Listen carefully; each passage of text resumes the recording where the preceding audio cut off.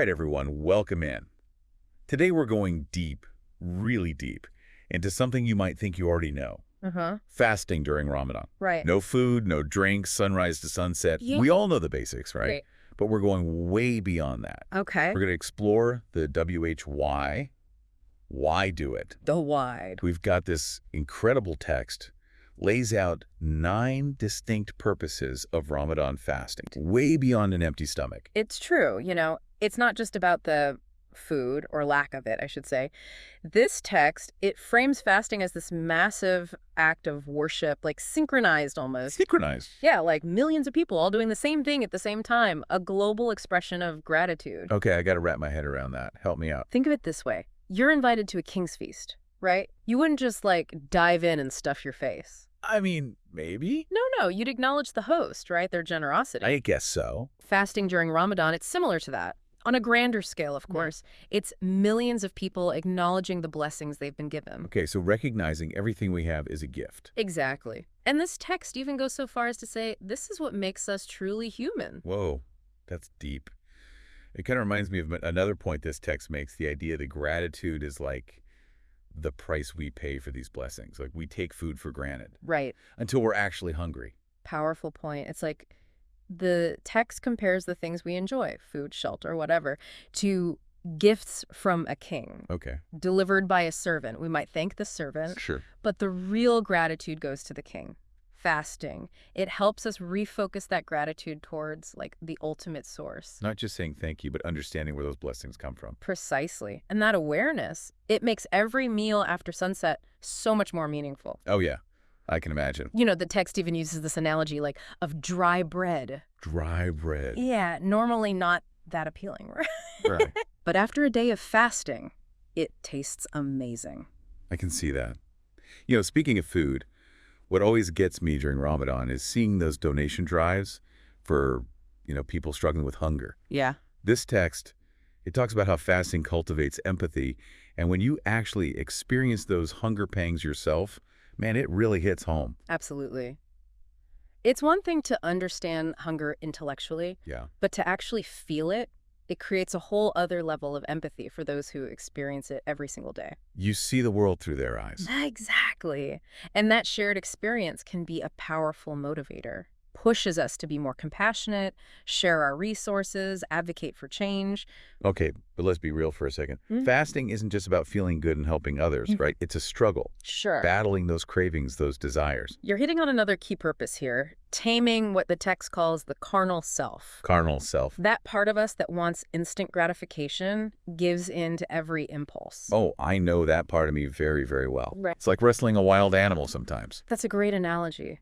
Fasting, it's like training that wild animal, teaching it discipline, self-control. Right. You deny those desires, you strengthen your willpower, and that can have positive effects in other areas of life, too. Yeah. It's not just about the food. Building up those mental muscles. Exactly. But it goes even deeper than that. Oh. It's not just about controlling desires. It's about recognizing we're not really in control. We're dependent. Dependent. Fragile, even. You know what? I've always felt like fasting strips away that illusion of self-sufficiency. Yeah. You realize how much you actually need things outside of yourself. Exactly. And that realization, it's humbling. Humbling, for sure. Helps us recognize we're not the center of the universe, that we're part of something much larger. Right. You acknowledge your need. You open yourself up to a sense of reliance on a higher power. Liberating, actually. Letting go of the reins, surrendering to something bigger. And that brings us to Ramadan's unique connection to the Qur'an. It's the month it was revealed, to Prophet Muhammad, peace be upon him. That's right. And the text actually suggests that by fasting, believers are trying to reach a similar state of purity and receptivity as when the Qur'an was first revealed. Like creating a sacred space within to receive that divine guidance. Right. And imagine millions of people striving for that same purity. It's an incredible spiritual atmosphere. I've always found Ramadan to be such a unique time of year. It's like the entire Muslim world transforms into a giant mosque. Yes. Everyone reciting the Qur'an. Powerful image, isn't it? It is. Speaks to the potential for spiritual growth during this time. Another key purpose highlighted in the text. And it's not just about personal growth either. It's like a spiritual investment opportunity, right? Yeah. I remember hearing someone describe it as like a divine sale on good deeds. That's right.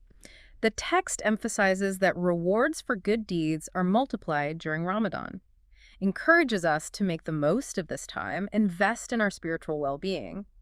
Even specific acts like reciting the Qur'an, especially the verse of the throne, are said to have amplified rewards. So it's like a reminder to, I don't know, double down on our spiritual practices. Exactly.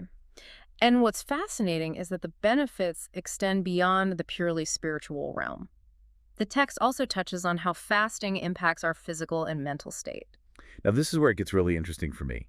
People talk about the health benefits, but I'm curious about how fasting impacts our other senses Okay. and brings out these, what the text calls angelic qualities. Interesting. Well, when the stomach takes a break, right? Yeah. The other senses, they become more acute. Okay. It's like they're finally getting a chance to shine. I'd like that. And by suppressing those physical desires, it allows a different dimension to emerge. So not just deprivation, but making space for something else to come through. Exactly. And that's where we see those angelic qualities starting to manifest. Increased patience, heightened awareness, deeper compassion. And of course, there are those amazing health benefits that modern science is starting to confirm. All right, you got me hooked. Tell me more about these health benefits. What's the research saying? We'll dive into the science in more detail a little later, but studies are showing that fasting can do things like improve blood sugar control, reduce inflammation, even boost brain function. Wow. So it's good for the body and the soul. Precisely. And all of this brings us to the final, maybe the most profound purpose of fasting outlined in the text. Okay. It circles back to the idea of the carnal self Right. and its resistance to submitting to a higher power. I mean, you mentioned carnal self earlier, but I'm still not 100% clear on what that means. It's that part of us driven by instinct, ego, desire to be in control. Okay, so how does fasting play into that? Well, the text shares this story about how the carnal self, it only truly submits to God after experiencing hunger, like this ultimate act of surrender, breaking down our ego, bringing us to a state of humility. So even in discomfort, there's this connection to something greater than ourselves. That's the beauty of it, a feeling that can stay with us long after Ramadan is over. I'm feeling inspired already, but I know we've got a lot more to unpack here. We've only just scratched the surface of these 9 purposes, really. So much more to explore. It's amazing how these principles, which come from fasting, have such a wide reach. It really speaks to the wisdom of this ancient practice. Welcome back, everyone. We've explored the spiritual side, the practical side of these 9 purposes of Ramadan fasting. Right. But now it's time to get a little scientific. You mentioned some pretty amazing health benefits. I did. I'm ready to hear more. It's amazing, isn't it? This ancient practice backed up by modern research. You mentioned blood sugar control, for example. I did. It's a big concern for a lot of people. Huge. So what if we learned about how fasting impacts that? Well, studies show that fasting can improve your body's sensitivity to insulin, Okay. meaning it can use glucose for energy more effectively. And that's key for preventing type 2 diabetes. A growing problem. Absolutely. It's like giving your pancreas a break. A vacation. Exactly. Lets it reset, function better, and it goes beyond prevention. Research suggests fasting can help people who already have diabetes manage their blood sugar. Incredible. Just abstaining from food can have such a big impact. It is pretty powerful. And speaking of simple things with powerful effects, you mentioned inflammation. Right. How does that tie into fasting? Well, most people think of inflammation like when you get injured, right? Yeah. But there's this chronic low-grade inflammation. It's harmful over time, Long term. Yeah. linked to all sorts of chronic diseases, Yeah. heart disease, cancer, even Alzheimer's. So it's like a slow burn. Exactly. Yeah. And the amazing thing is, research suggests that fasting can reduce inflammation. Triggers this process called autophagy. Autophagy, okay. Your body cleans house, gets rid of damaged cells and proteins. Spring cleaning for your cells. That's a good way to put it. And this cellular renewal, it has a ripple effect. Studies have shown fasting improves heart health, lowers blood pressure, triglycerides, cholesterol. So it's protecting your heart. Naturally. And it doesn't stop there. Some studies even suggest fasting can boost brain function, protect against neurodegenerative diseases. Wait, a brain power boost from fasting. How does that work? It seems like fasting stimulates the production of a protein called BDNF, essential for brain cell growth and survival. So it's like, Fertilizer for your brain. I like that. Yeah. This BDNF, it not only enhances cognitive function, but it also seems to protect against age-related decline. Pretty amazing. And I know this is a topic a lot of people are interested in. Weight loss. Yeah. Does the research support fasting for that? There's definitely more and more evidence that fasting can be a powerful tool for weight management. Works on multiple levels. First, when you restrict your eating window, you naturally consume fewer calories. Makes sense. But there's more. Fasting boosts metabolism, Okay. helps you burn calories more efficiently, and it promotes the release of growth hormone, Growth hormone. which aids in fat burning and muscle building. So it's not just about eating less. It's about changing how your body uses energy. Remarkable. Exactly.